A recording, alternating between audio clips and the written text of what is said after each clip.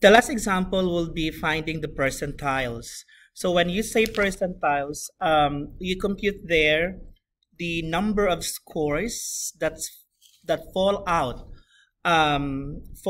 or below the given percentile rank. For example, here is an ordered list of midterm test scores for Spanish class. What value is at the 65th percentile? We are looking for the number of scores. How many scores fall at 65th percentile or below?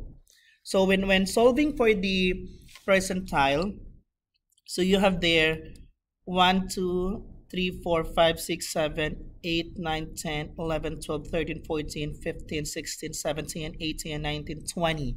We have 20 set of scores. So 20, you just multiply it by 65%. Okay, so 20 converts 65% into decimal. That is 0.65.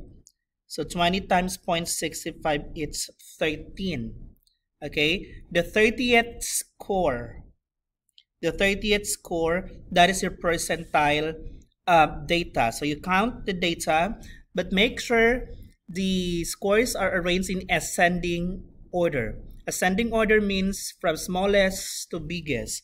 So 1, 2, 3, 4, 5, 6, 7, 8, 9, 10, 11, 12, 13. So 82 is the 65th percentile score. So when we are going to interpret this one, which means 65% of the score fall at or below 82. So the interpretation would be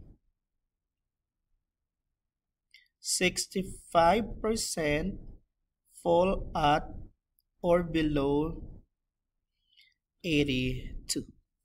65% of the scores fall at or below 82. Okay, so you can start working your classwork in your Math Excel.